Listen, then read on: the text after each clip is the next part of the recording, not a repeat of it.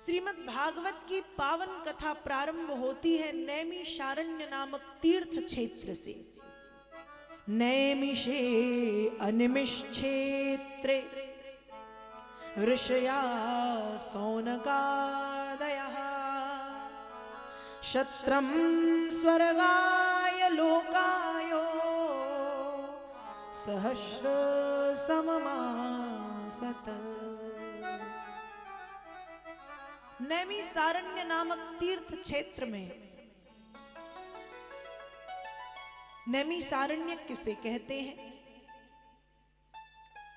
जब भगवान श्री कृष्ण इस पृथ्वी लोक को छोड़ करके जा रहे थे स्वधाम, तो उद्धव जी, विदुर जी जो हैं वो भगवान से कहते हैं कि हे नाथ, आप हमें छोड़ करके जा रहे हैं, अब आपके बिना हम कैसे रहेंगे? तो भगवान ने कहा मैं जा तो रहा हूं, लेकिन मैं वापस यहीं आ जाऊंगा, तुम चिंता मत करो। उद्धव जी, विदुर जी इत्यादि पूछते हैं प्रभु ये कैसे संभव है? भगवान ने अपना सुदर्शन चक्र छोड़ा, और जब सुदर्शन चक्र छोड़ा तो भगवान ने कहा कि जिस पृथ्वी पर ये सुदर्शन जाकर के गिरे और गिर करके अंतर्धान मतलब गायब हो जाए, उस पृथ्वी पर मैं नित्य निवास करूंगा। भगवान ने सुदर्शन चक्र छोड़ा, एक पृथ्वी पर सुदर्शन जाकर के नीचे गिरता है। सुदर्शन की जो नेमी है, नेमी कहते हैं कील को, वो पृथ्वी के भीतर चली गई और सुदर्शन चक्र वहां से अंतर्धान हो गया। और उसी क्षण उस स्थान पर एक बहुत सुंदर शारण्य, एक अरण्य, एक कानन, एक वन, एक मधुवन, एक जंगल की उत्पत्ति हुई, जिसे नाम दिया गया नैमिषारण्य। तो नैमिषारण्य की पवित्र वसुंधरा में एक तरफ यज्ञ की ध्वजा पताकाएं फहरा रही हैं, यज्ञ से उत्पन्न होने वाले धूम्र से संसार का वातावरण शुद्ध और पवित्र हो रहा है। दूसरी ओर श्री सूत जी महाराज एक उच्च आसन पर विराजमान है और 88,000 सौनकादिक ऋषि भगवती पृथ्वी की गोद में बैठे हैं। और उन 88,000 सौनकादिक ऋषियों ने श्री सूत जी महाराज से हाथ जोड़ करके निवेदन किया कि भगवन, अज्ञान ध्वांत विध्वंस कोटि सूर्य समप्रभो सूताख्याहि कथासारम मम कर्ण रसायनम। भगवन, हे नाथ,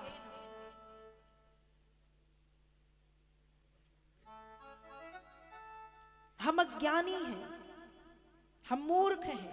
सूत जी महाराज से सौनकादिक ऋषि कह रहे हैं हम अज्ञानी हैं, हम मूर्ख हैं, हम अज्ञान रूपी अंधकार से घिरे हुए हैं।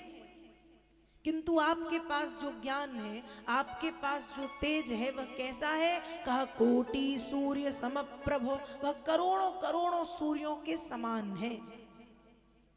ये व्यक्ति एक सूर्य का तेज सहन नहीं कर पाता। अभी देखिए फरवरी चल रही है, फागुन, और धूप कितनी तेज। अभी कलश यात्रा में थोड़े देर हम धूप में थे तो कैसा लग रहा था, इतनी गर्मी। मई जून की गर्मी तो फिर पूछिए मत, 10 मिनट धूप में नहीं रह सकते हैं। तो जब एक सूर्य का तेज इतना ज्यादा है तो करोड़ों सूर्यों का तेज कितना ज्यादा होगा।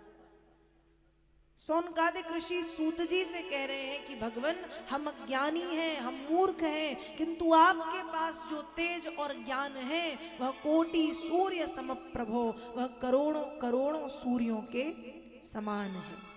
इसलिए हे सूत जी महाराज, सूताख्याहि कथासारम, हे सूत जी महाराज आख्याहि, कहिए। क्या कहूं? कथासारम, कथा कहिए। और कहा कथा में भी कथा का सार कहो, हमें कोई मनगढ़ंत कहानियां नहीं सुननी है, हमें कोई झूठी कहानी नहीं सुननी है, हमें कोई समाज की सामाजिक चर्चाएं नहीं सुननी है, हमें कोई भूत प्रेतों की कहानी नहीं सुननी है। तो क्या सुनना है? कहा कथा, और उस कथा में भी कथा सारम, कथा का सार। तो कैसी कथा, कैसा कथा का सार? मम कर्ण रसायनम। हमें ऐसी कथा सुननी है जो हमारे कानों को ताकत दे, हमारे कानों को बल दे, हमारे कानों को शक्ति प्रदान करे। ऐसी पावन पवित्र अमृतमयी रसमयी पावन कथा आप हमें सुनाने की कृपा करें।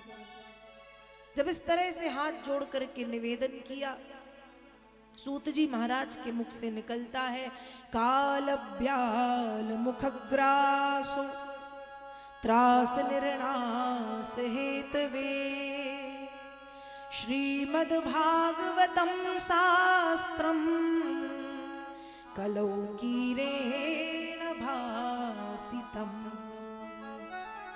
कलयुग के प्राणियों के कल्याण के लिए ये जो श्रीमद् भागवत की कथा है, ये कथा कीरेण भासितम, एक तोते के मुख से निश्चरित हुई है, एक तोते के मुख से निकली। अब एक तोता भी कथा कहता है क्या? हम अपने घरों में तोते को रखते हैं, पालते हैं। 1-2 साल में एक आध शब्द जो हम कहना सिखाएं वो सीख जाता है।